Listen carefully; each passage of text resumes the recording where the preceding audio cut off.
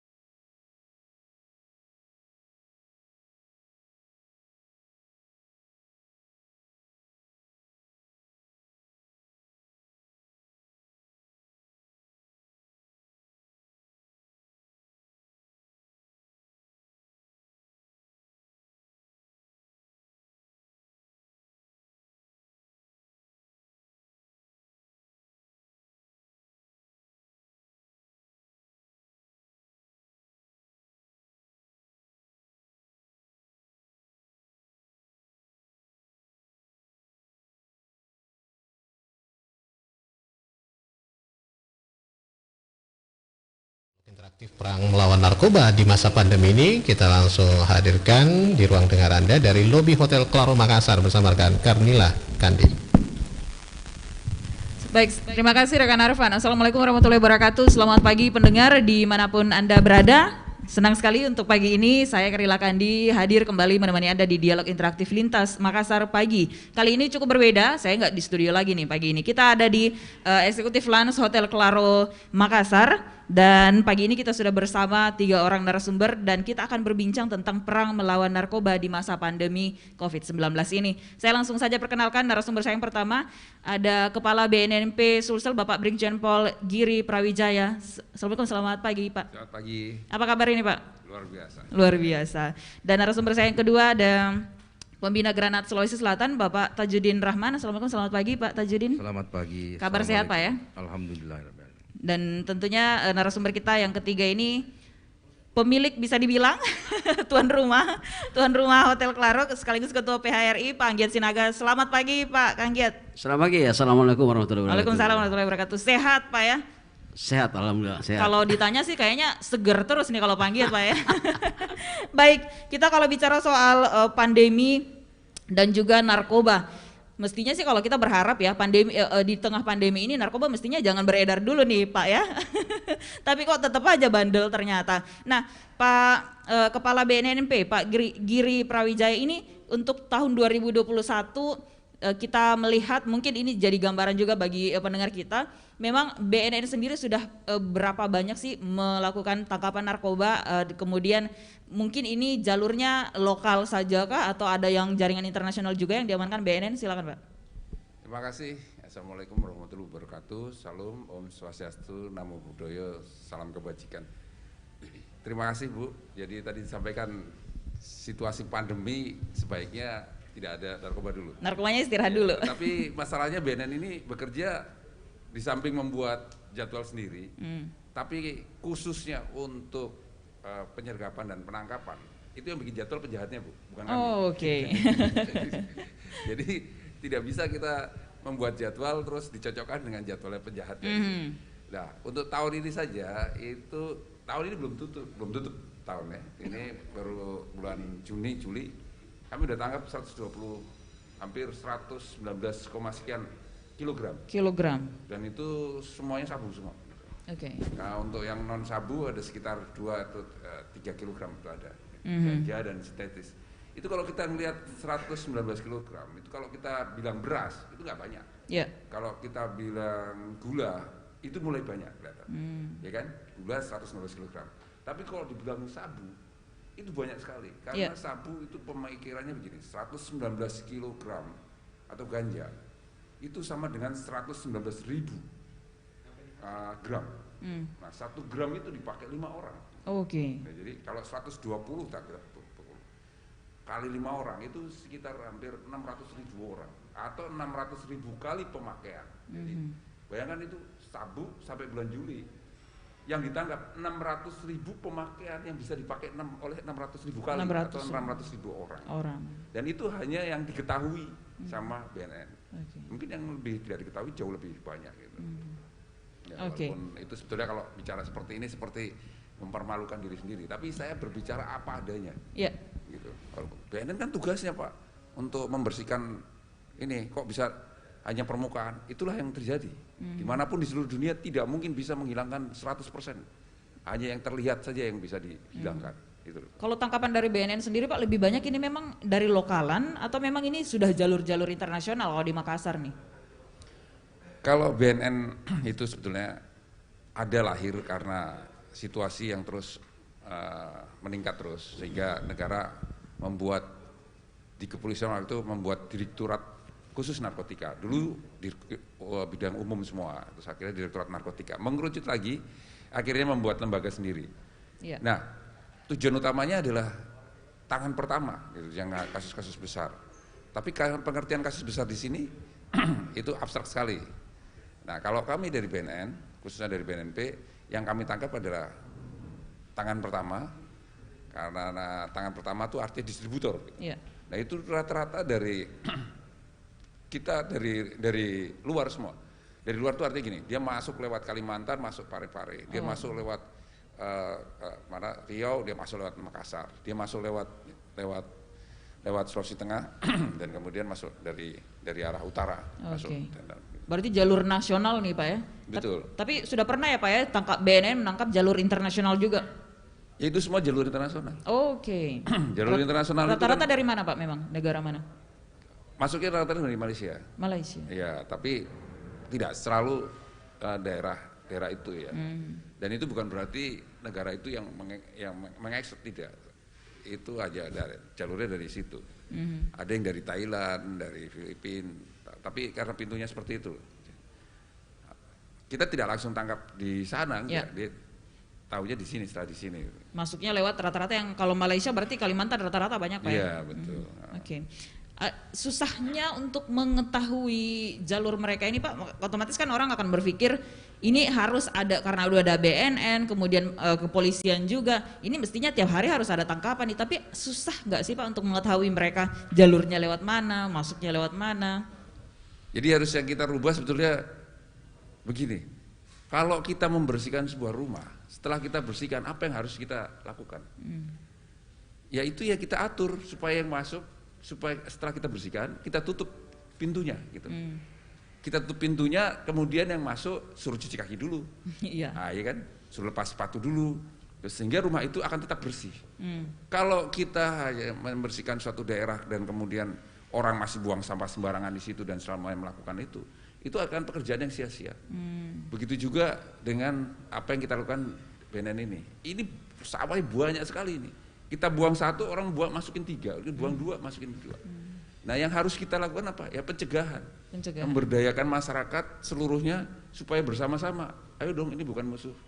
Bukan hanya pekerjaannya BNN, pekerjaan semuanya. Sehingga kita butuhkan rekan-rekan 2 ini untuk melakukan itu gitu. Untuk kerjasama ini sendiri kemudian otomatis ini juga secara tidak langsung sosialisasi ke tengah masyarakat ya Pak, dengan siapa saja, dengan masyarakat yang seperti apa yang kemudian diajak kerjasama ini, apakah semua kalangan? Kita sudah dikerjakan semuanya ya, maksudnya artinya yang kita capai saat ini kita semua kalangan, sama pihak hotel, sama apa volunteer kayak beliau ini sekarang ini dari Granat dan dari yang lainnya, itu kita menciptakan itu. Tapi juga dari pemerintah sesama institusi juga sudah ada dari koordinator Menko Polhukam mengkoordinasikan lahirnya Impres 02 tahun 2020, di mana kita bekerja sama dengan dengan instansi lain, bahwa ini bukan tugasnya BNN aja, tapi tugas semua instansi yang ada di provinsi ini, dan tugas semua masyarakat, elemen masyarakat. Nah, tugas instansi apa yang harus dilakukan oleh mereka? Yang melakukan pencegahan itu, minimal membuat regulasi dan kemudian membuat aturan dan kampanye di OPD-nya atau di lembaganya masing-masing. Lembaganya masing-masing. Bicara soal regulasinya, kemudian saya mungkin ke Pak Tajudin dulu nih. Sudah seperti apa Pak sosialisasi yang dilakukan kerjasamanya dengan BNN?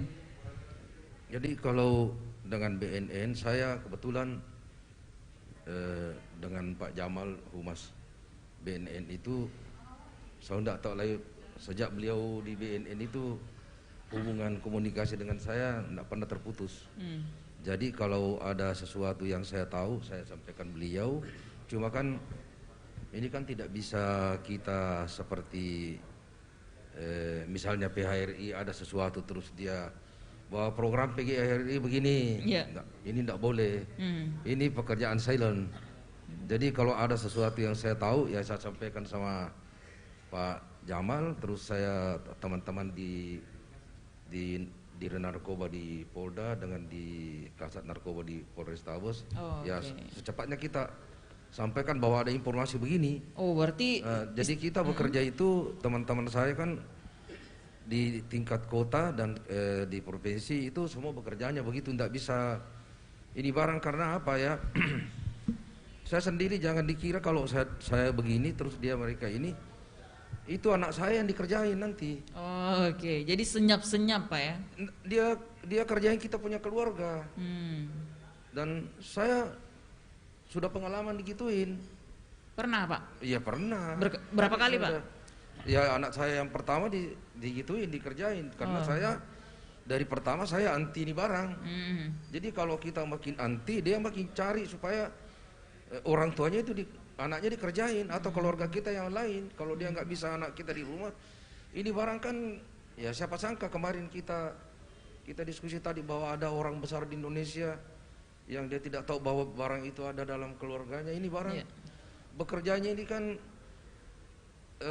kalau dibilang, kalau tadi cerita soal canggihnya, bagaimana canggihnya pandemi COVID itu, orang tidak mengerti, tiba-tiba ada dalam rumah. Ya mungkin kalau kita tidak bisa menganalogikan persis bahwa ini barang tidak ada yang tahu bahwa ada dalam rumah kita. Tiba-tiba aja bahwa orang di dalam rumah kita ternyata terlibat.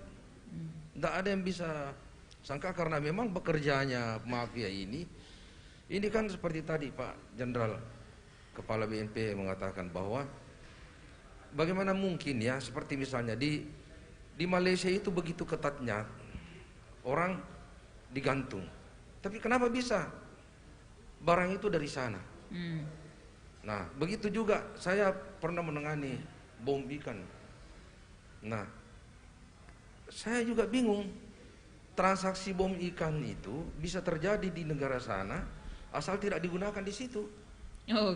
Ya, nah ternyata ditangkapnya kita punya anggotanya bapak polisi kita di Parepare, nangkapnya di pelabuhan. Padahal barang itu dari Malaysia itu barang. Nah ini yang saya juga bingung, ini mungkin Pak Jenderal nanti bisa cerita kepada kita, kok bisa dari Malaysia, padahal di Malaysia ya orang langsung digantung hukuman mati.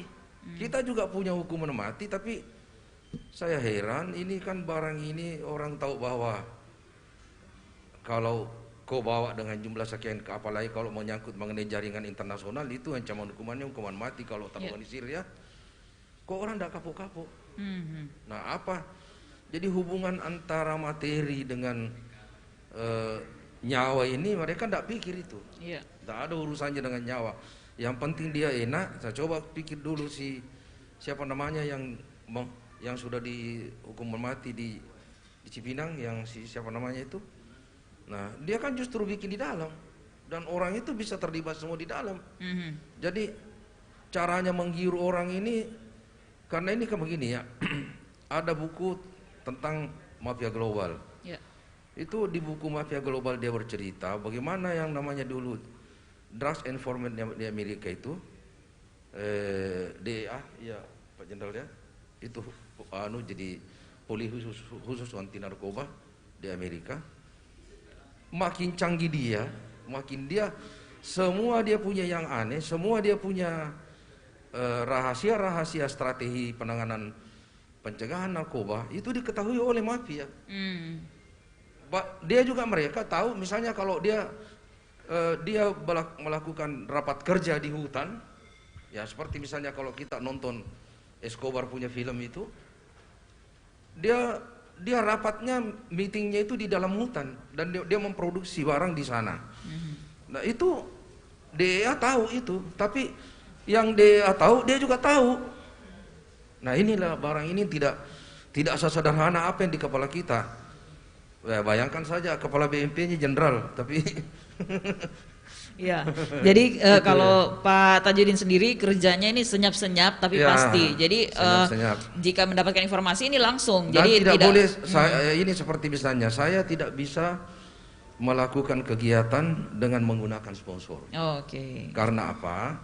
Jadi kode etik Granat itu tidak boleh menggunakan kegiatan dengan menggunakan sponsor. Karena boleh jadi sponsor itu dia bisa saja ada nanti mafia itu bandar yang membiayai untuk nyelonong masuk di kita. Jadi kode etik Granat itu tidak boleh, makanya saya ikut ke Pak Jenderal kalau ada begini, karena tidak boleh saya bikin. Kalau saya bikin sendiri itu bikin sendiri, tidak boleh ada ini. Saya hanya bolehnya ikut dengan mengikut saja begitu Pak ya. Saya yang minta, tidak boleh Pak. Kalau kode etiknya Granat tidak boleh Pak Anggiat yang minta saya yang minta Pak Anggiat bahwa saya mau bikin begini di tempat sini. Itu. Oke.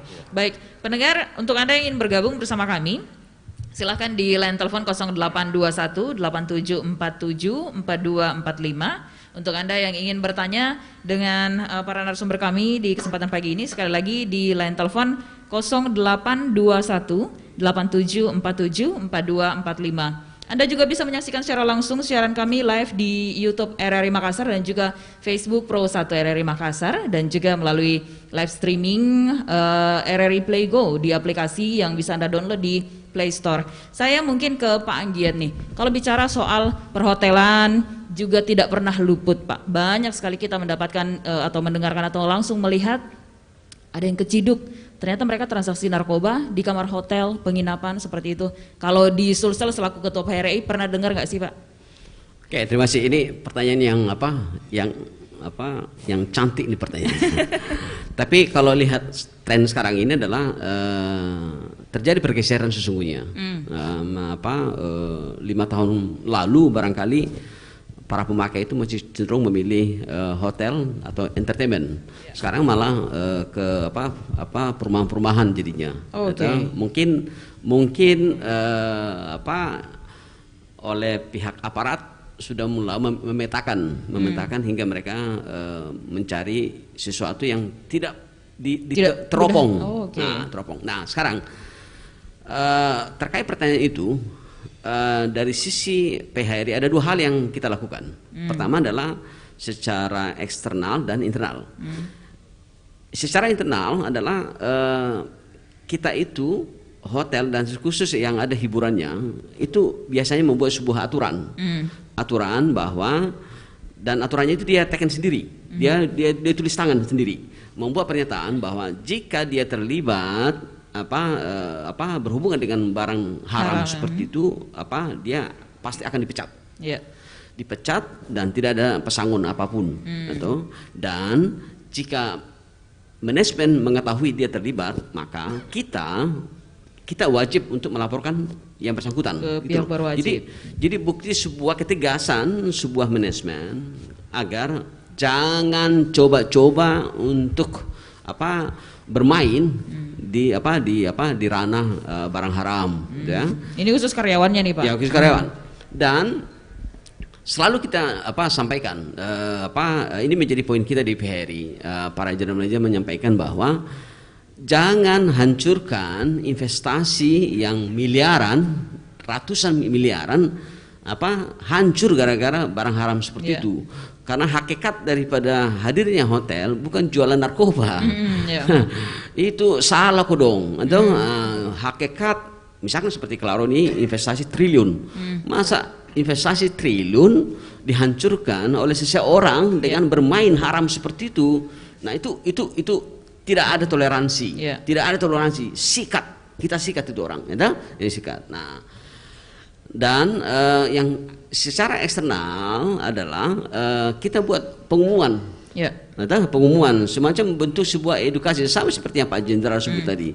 Bagaimana edukasi seperti yang Pak Tajuk sebut tadi, sosialisasi agar semua orang alert, peduli agar jangan menyentuh barang yang haram seperti itu. Misalkan di TV, begitu cun TV langsung ada himbauan hindari narkoba.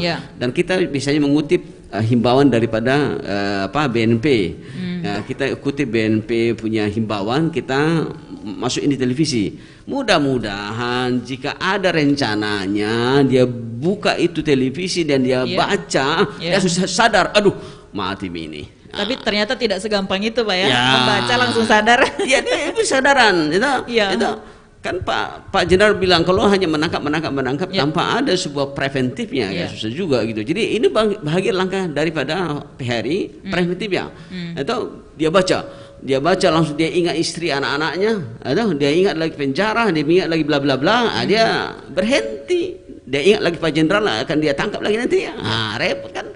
Jadi secara eksternal kita memberi penguatan terhadap sosialisasi, atau secara internal kita perkuat aturan internal kita bahwa barang siapa yang menyentuh dan bermain dengan barang narkoba itu hukumannya adalah pecat dan tidak ada pesangon dan tidak ada referensi, dan jika manajemen mengetahuinya wajib melaporkan supaya kita bersih-bersih. Seperti yang saya sebut tadi, hakikat hotel dibuka atau entertainment bukan bermain itu. Atau bukan bermain itu. Triliun, ratusan miliar masa hancur atau dilacurkan gara-gara narkoba. Nah itu ini itu untuk manajemen nih Pak Anggiat. Nah dikatakan tadi untuk hotel yang memiliki tempat hiburan, nah ini kan Pelaro juga salah satunya nih. Dan paling sering kita mendengarkan berita, kemudian kita melihat juga mungkin tempat hiburan inilah yang menjadi pintu masuk mereka untuk bertransaksi, dan jarang sekali untuk diketahui, tapi kemudian ternyata banyak yang kemudian pamer. Mungkin di Makassar kita nggak tahu di Makassar nih Pak Pak Jenderal ya. Nah kalau di luar nih banyak yang udah pamer, lagi di tempat hiburan Malang, lagi share-sharein apa, bahkan di TV-TV pun itu sudah digambarkan begitu ya Pak Jenderal. Nah kemudian kalau di Kelaro sendiri, apakah pernah ada mendapatkan info seperti itu Pak, atau mungkin dari teman-teman di perhotelan yang lain, dari hotel lain? Tidak, itu 5 tahun lalu. Itu 5 tahun lalu. Hal-hal seperti itu terjadi. Kesini dengan perkuatan peran daripada Gerana, sosialisasi dari BNP, atau sekarang udah mulai sadar mereka. Atau kalaupun mereka mau main, mereka tidak main lagi di entertainment di hotel, malah dipilih perumahan-perumahan yang sunyi, jauh dari jangkauan, gitu ya, jauh dari jangkauan, jauh dari persepsi. Ini sekarang, nah ini tugasnya Pak Jenderal nih. Baik, gitu, kalau begitu saya ke Pak Jenderal, sudah seperti inikah memang Pak itu yang kesan-kesan dari perhotelan dan tempat hiburan malam itu 5 tahun lalu, benarkah seperti itu Pak? Ini kan yang tahu Tuhan sama pemakai.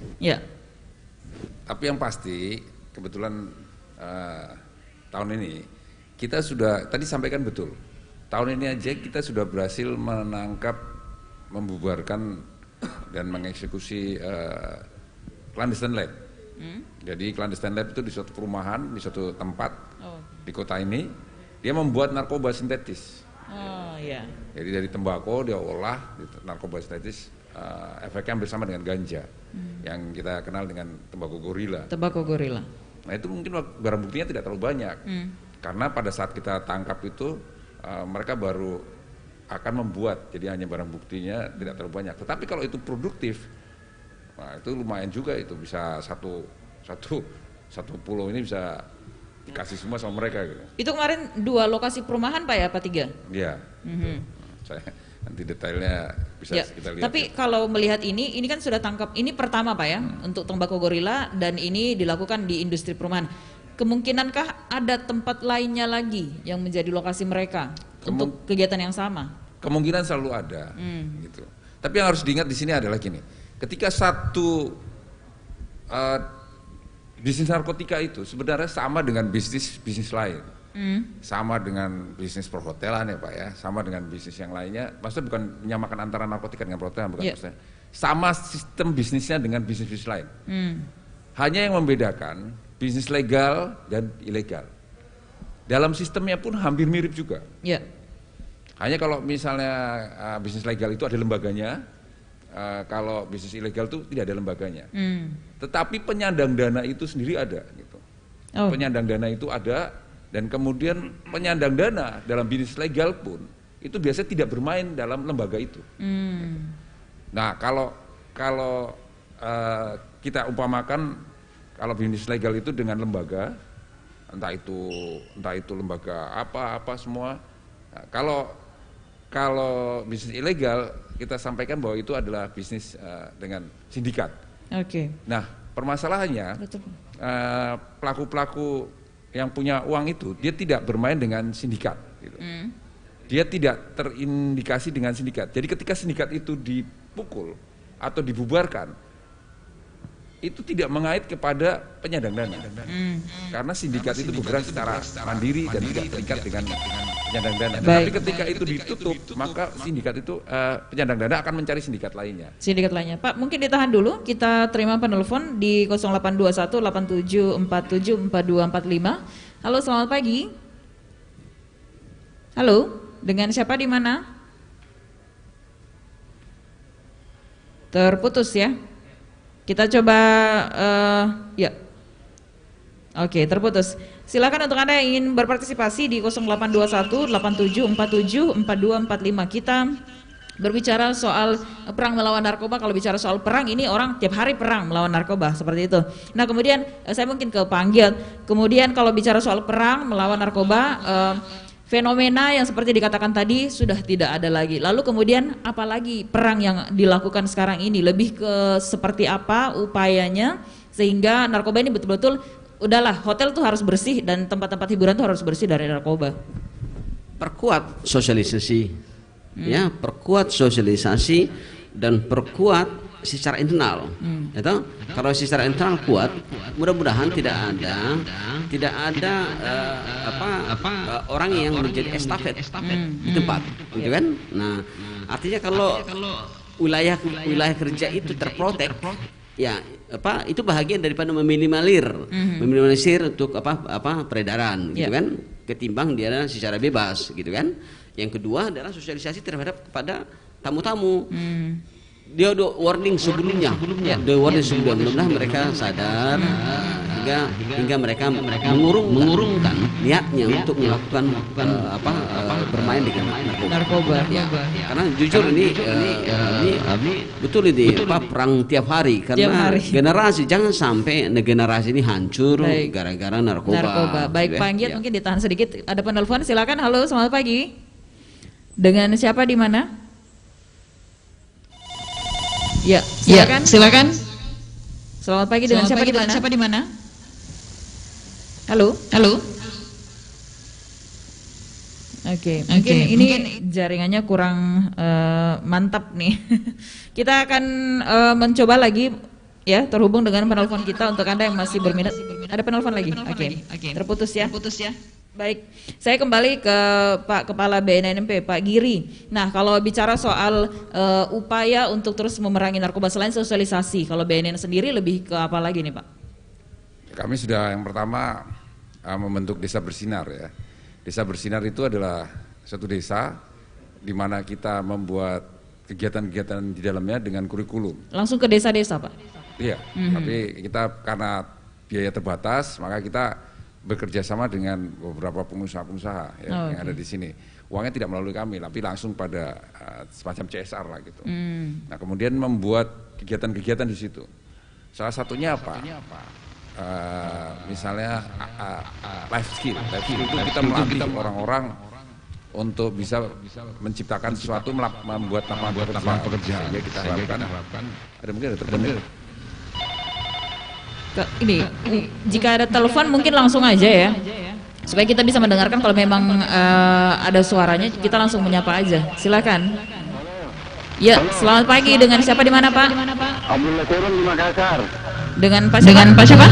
Abdullah Sewang. Pak Abdullah Sewang, silakan Pak, kita dengan Kepala BNNP. Iya, ya, kepada yang terhormat Pak BNN, Pak Jamal dan semua yang ada di situ. Kepala BNN Pak Giri di sini Pak. Iya, Pak Giri apa? Kenalnya semua, Pak Jamal ternyata. begini, Kenal nih, Pak. kenapa pengedar narkoba itu tidak ada jerahnya? Oke. Berbuat lagi, karena dia pikir di penjara itu tidak ada penyiksaan. Iya, banyak orang yang bicara, dia bilang, di Indonesia banyak penjara tidak sama di Guantanamo. Iya, karena di situ tidak ada penyiksaan. Hanya kita dibina, makan tidur, jalan olahraga. Jadi orang berbuat semuanya saja karena dia bilang tidak ada apa-apa di penjara. Ini kita makan enak-enak, malah kita dijaga, dilatih olahraga. Iya, jadi karena ini narkoba ini pekerjaan yang menjanjikan ekonomi yang baik. Jadi orang tidak jerah, tidak mampu ditangkap 1, datang 10, ditangkap 10, datang 100. Oke, terima kasih Pak Abdullah Sewang. Mungkin kita lanjutkan dulu yang dijelaskan Pak Giri tadi sebelum kita jawab pertanyaan Pak Abdullah Sewang. Jadi sosialisasi di desa ya Pak ya. Untuk penelpon kita tahan dulu ya. Oke, boleh dilanjutkan yang tadi dulu nih Pak. Sosialisasi di desa ini cukup menarik nih. Jadi sosialisasi di desa, di dalamnya ada kurikulum-kurikulum, terus kemudian kami membuat life skill, artinya melatih pemuda-pemuda di situ, beberapa ibu-ibu, mama dan semuanya situ untuk yang berbakat memasak apa semua, sehingga mereka kita merubah mindset supaya mereka tidak terjebak pada bisnis narkotika tapi pada bisnis-bisnis lainnya. Oh, berarti lebih memberikan kesibukan. Iya, bukan hanya kesibukan, tapi melatih supaya memang dananya terbatas, kami mungkin hanya seperti menabur garam di lautan, tetapi itulah yang kita lakukan gitu. Supaya minimal ada, ya kita harus do something lah, jangan lihat nanti seperti apa, lakukan aja yang sebisanya kita gitu. Ini sudah hampir di semua desa di Sulsel Pak? Belum, masih sebagian kecil sekali. Nah, tapi kami masih mengkampanyekan untuk semua partisipasi, ya seperti Klaro dan apa maksudnya dari hotel dan semua itu sudah membantu kami semua di sini untuk melakukan gerakan itu. Tapi di BNN mengupayakan agar seluruh desa yang ada di Sulsel bisa mencicipi lah istilahnya seperti itu Pak ya? Iya, minimal kita membuat satu desa percontohan, kemudian saya lupa nama desanya karena saya baru di sini jadi agak susah nyebutin nama-nama desanya. Baik. Satu desa buat percontohan, kemudian ini loh yang kita buat, tolong buat sama yang lain juga. Gitu. Biar bukan hanya kami yang membuat, tapi biar nanti selanjutnya ya mungkin dari desa sendiri dengan anggaran desa. Jadi kalau misalnya mereka sudah mandiri, berarti sudah ada kesadaran begitu Pak ya? Iya betul. Baik, kita ke pertanyaan tadi Pak Abdullah Sewang nih Pak.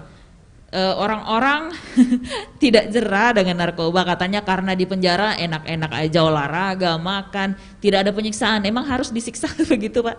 Begini ya, ada teorinya Boy Marjono dalam bukunya begini, tentang mazhab. Boy Marjono adalah seorang profesor UI, ini kalau nggak salah ya, karena buku itu saya baca 5 tahun yang lalu.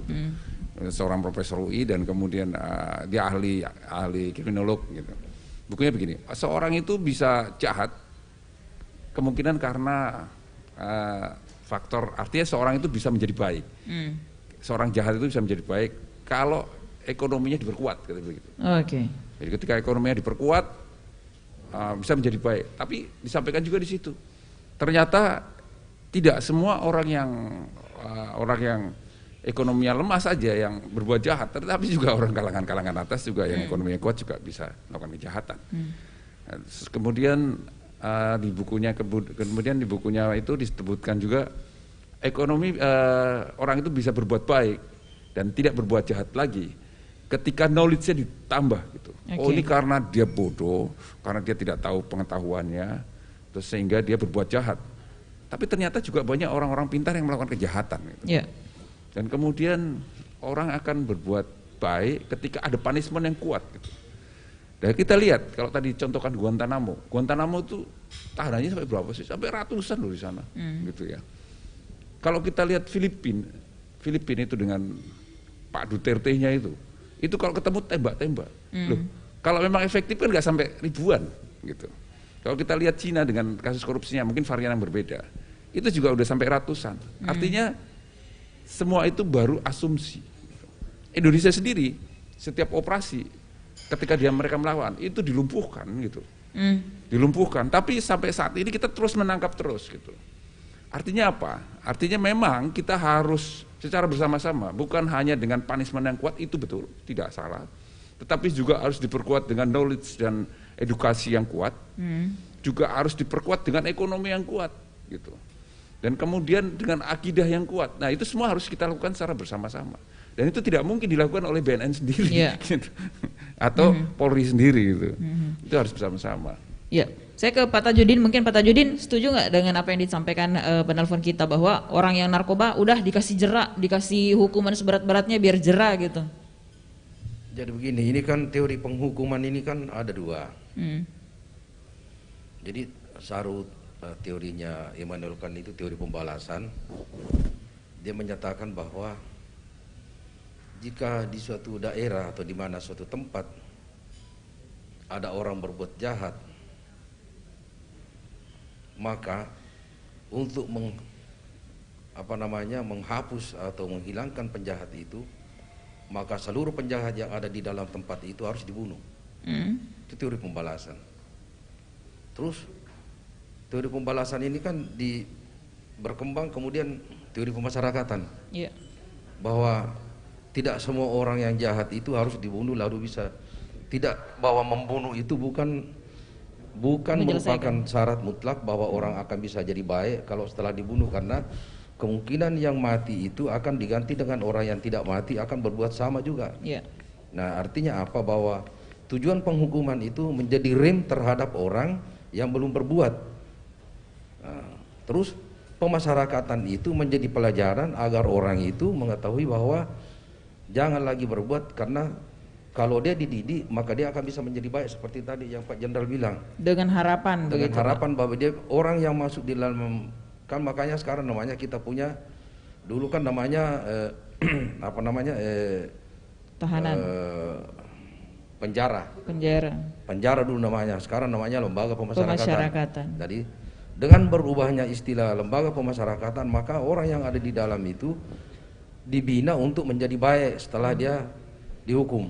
Nah, tapi kan apakah teori ini cocok dengan kejahatan narkoba? Ternyata teori pembalasan itu pun tidak ada, karena tadi Pak Jenderal bilang orang di dalam narkoba itu tidak ada rasa kemanusiaannya. Jadi kalau misalnya tadi, saya kasih contoh. Sebenarnya nih, kebetulan di kampung saya Pak Jenderal di Sidrap itu kan jagonya di sebenarnya sekarang di sini. Di sana itu ada banyak orang naik Alphard, naik mobil sport yang mahal-mahal, tapi tidak jelas apa kerjanya. Nah, dicurigai begitu Pak ya? Nah, konon, ya keluarga saya cerita bahwa ya yang ini, tapi tidak ada tahu. Orang ya nanti ditangkap sama polisi atau BNP baru ketahuan lagi bahwa ternyata dia kerjanya gini. Nah, jadi cara bekerjanya ini, mekanisme bekerjanya ini barang. Tadi Pak Jenderal sudah katakan bahwa kalau si A selama ini dia masuk di sindikat B, kemudian dia juga masuk di sindikat A, setelah dia ketahuan dia akan bikin sendiri sindikat C. Nah, ini kan dia selalu memutus jaringan yang itu. Bahkan kalau ada orang ditangkap di jaringan yang pertama, dia akan putuskan itu dan kemudian dia bikin jaringan yang baru lagi.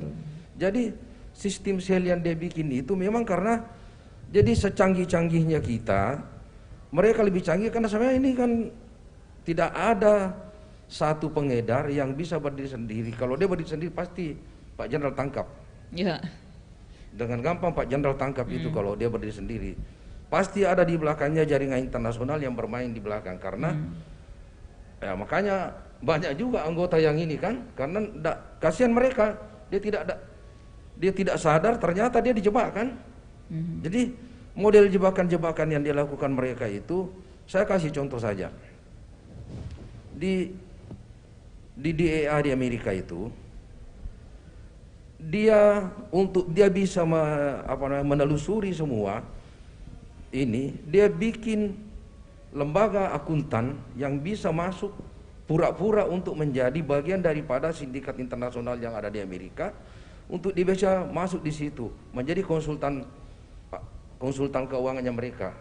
Tetapi setelah itu sudah itu dia bisa obrak-abrik lagi, dan DEA di Amerika itu diobrak-abrik. Ini bagaimana canggihnya. Nah, kalau Anda nonton filmnya Escobar itu sangat gampang kita beginilah canggihnya mereka ini. Dia memproduksikan di hutan. Ya. Tidak bikin bagaimana bisa dia kerjanya itu di hutan. Dan sangat canggih alatnya itu, alat produksinya sangat canggih. Dan ya bisa jadi di Indonesia ini saya kira kayak di Sumatera itu yang ganja-ganja itu yang di tengah-tengah hutan yang sangat jauh dari jangkauan orang biasa, tapi kok bisa ratusan kilometer di tengah laut, di tengah hutan. Iya. Jadi, apalagi ini Indonesia kan begini ya. Ini saya kira memang pekerjaannya Pak Jenderal ini tidak gampang. Kenapa saya katakan? Karena kita ini kan negara kepulauan. Ya. Pesisir-pesisir ini bagaimanapun banyaknya, misalnya ada drone dipakai, dulu kita dijanji ada pakai drone. Sebanyak apapun drone itu, karena semua pesisir-pesisir pantai ini tidak ada yang bisa menjamin bahwa dia akan lewat di situ. Jadi kebetulan saja kan yang misalnya lewat di Parepare, lewat di Pindrang yang pelabuhan-pelabuhan tikus itu, atau di Baru misalnya, itu masih bisa. Tapi kalau yang tidak ada pelabuhan sama sekali, tiba-tiba dia hanya di tengah laut.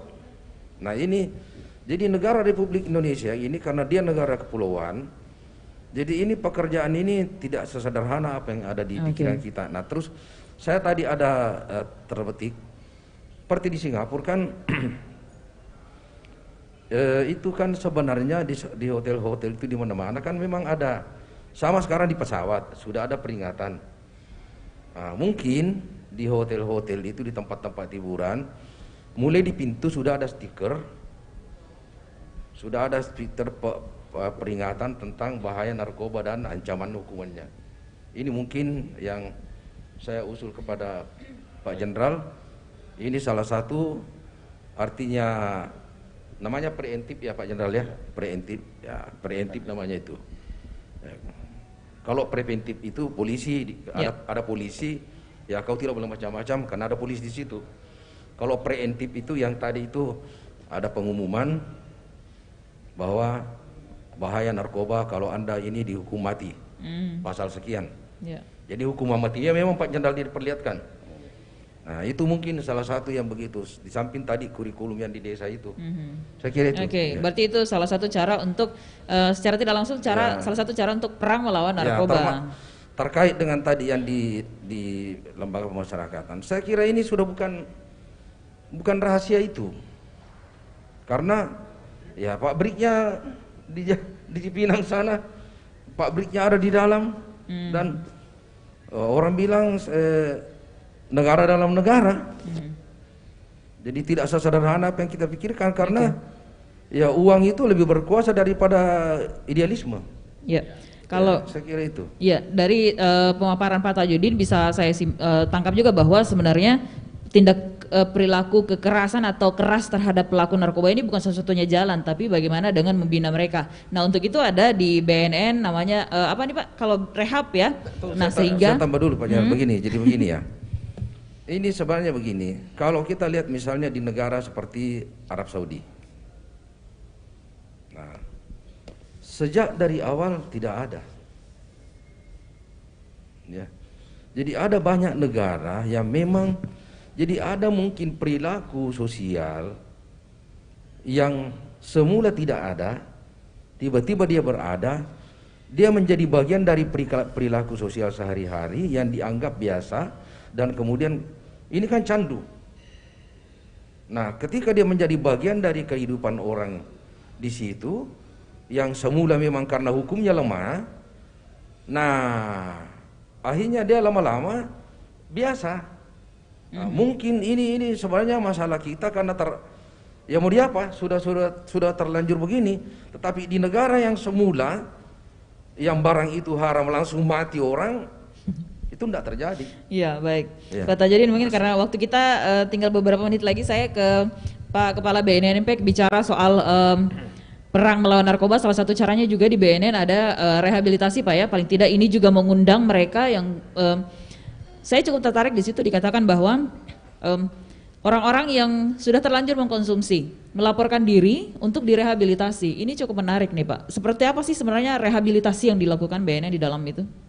Karena begini, dogmanya strategi BNN untuk memerangi narkoba di daerah ini adalah menghancurkan harga pasar.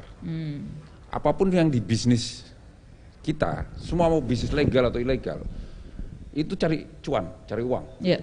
Kalau dia ada keuntungan, dia akan bekerja. Nah, gimana caranya? Oh, kita lakukan pemberantasan tadi disampaikan. Loh, makin demand supply-nya makin tidak seimbang. Makin kita galak, makin kita tangkepin, makin tidak ada barang, harga semakin tinggi. Makin tinggi. Nah, semakin tinggi, orang semakin ingin berdagang. Ya, itu permasalahannya. Dan saya bilang tadi juga, saya bisa setuju, bisa tidak juga, bahwa situasi kalau kita keras akan selesai. Nah, selama kita hanya melakukan seperti itu dan kemudian ternyata kita hanya pemberantasan tanpa demandnya penggunanya tidak dikurangin, apa yang terjadi? Ya tidak seimbang. Nah, sehingga BNN lebih menerapkan strategi demand dikurangin, menghancurkan permintaan. Oke. Ya kan? Menghancurkan permintaan dengan cara apa? Salah satunya dengan rehabilitasi. Oh, Pak, itu apa bisa sembuh apa enggak? Nah, ini dia. Rehabilitasi di samping untuk berusaha melakukan tindakan dan kemudian menyembuhkan orang itu. Walaupun katanya, oh, beberapa tempat setelah direhab kumat lagi. Loh, BNN ini hanya artinya rehabilitasi, lembaga rehabilitasi. Itu sama dengan pengobatan lainnya. Hanya melakukan tindakan. Yang bisa menyembuhkan ya dirinya sendiri. Gitu. Tidak ada satupun dokter di dunia ini yang bisa menyembuhkan. Karena dokter bukan teknisi, bukan tukang. Jadi mereka yang masuk rehab itu keluar memang sudah dengan kita sudah melakukan tindakan. Kita sudah melakukan tindakan yang berkaitan dengan penyembuhan. Tapi belum dijamin mereka masih tergantung atau tidak, begitu Pak ya? Ya tergantung dari badannya. Sama dengan kalau orang sakit tipes, dokter kasih suntik, ternyata ada yang tidak sembuh, itu urusan badannya dia sendiri kan. Ada tidak Pak yang kemudian mereka keluar, kemudian saya kayaknya masih saya masih mau direhab, saya belum mampu, saya belum bisa gitu, ada nggak Pak? Ada. Makanya kita ada rehab itu bukan hanya sekedar disembuhkan secara fisik, tetapi secara psikis. Dan ketika sudah keluar itu ada IBM, intervensi berbasis masyarakat. Diikutin lagi tuh sama volunteer seperti dari Granat dan dari sejenisnya di tempat tuh. Diikutin lagi. Oh, dia masih ini enggak. Nah, ketika dia mulai mau menceng-menceng lagi, dideketin sama agen-agen kami. Agen-agen kami itu dari masyarakat langsung. Jadi dari masyarakat untuk masyarakat. Oh, jadi enggak langsung dilepas begitu Pak ya? Iya. Kita diikutin. Nah, terus kita juga tracking sama siapa saja kawan-kawannya. Masalahnya walaupun pengguna ya, itu kita anggap sebagai korban dan kemudian dia adalah disamakan dengan seorang yang sakit, tetapi si oknum ini tidak merasa sakit dan itu butuh orang lain untuk menyatakan pada dia, kamu sakit, sehingga dia mau direhabilitasi. Gitu. Tanda-tanda orang yang pengguna ada nggak sih Pak, ciri-cirinya dari wajah mungkin, supaya ini juga jadi edukasi bagi masyarakat? Iya, jadi pengguna itu juga ada tingkatannya ya. Ada yang coba pakai, terus gitu ada yang tingkat lanjut, sama lah seperti pengguna pemula, ada yang tingkat lanjut. Pada tahap awal pemula itu tidak terlihat, bahkan mereka tetap masih ini bukan promosi ya, masih tetap berprestasi dan banyak orang yang terkejut ketika anaknya atau saudaranya, oh dia belajarnya bagus, sholatnya bagus, tiba-tiba terkena gitu. Kayak berita yang baru-baru ini Pak ya? Iya, bikin heran. Artinya aware gitu loh. Iya. Iya kan?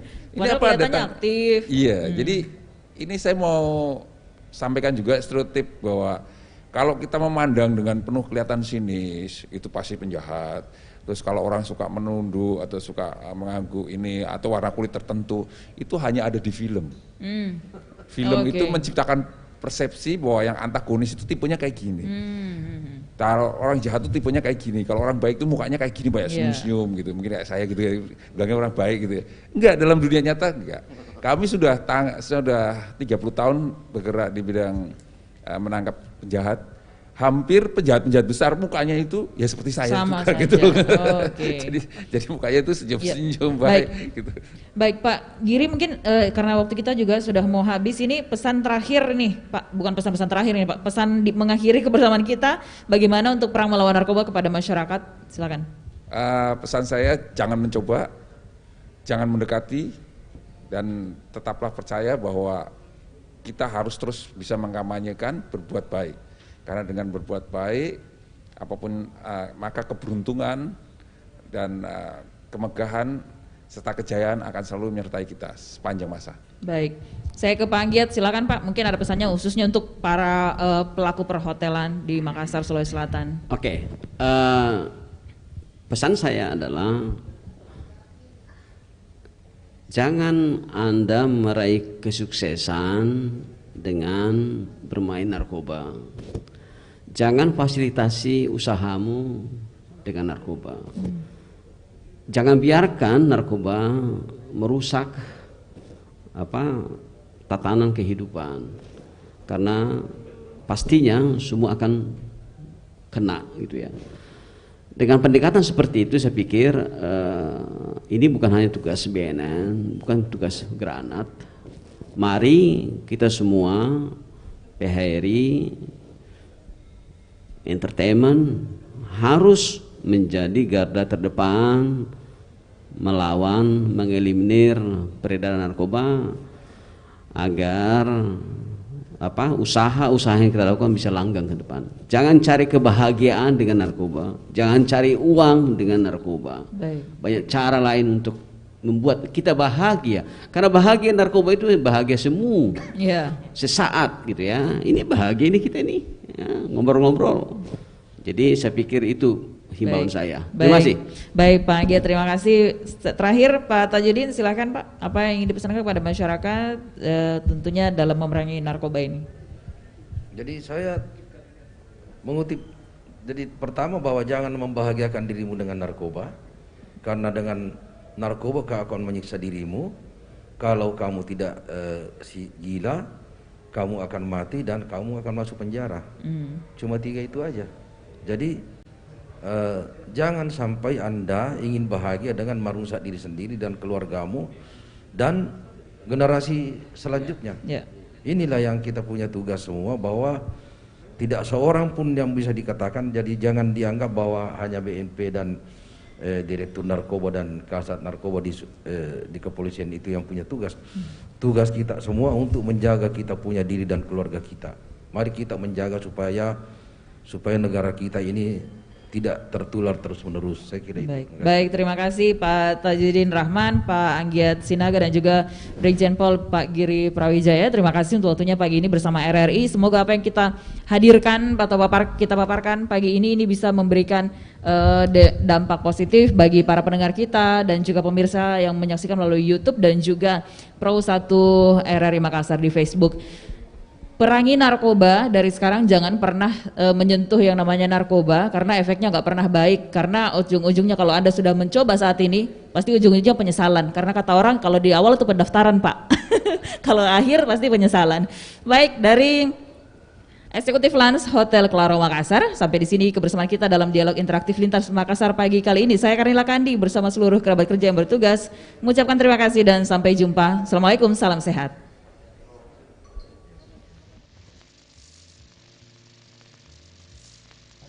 Inspirasi.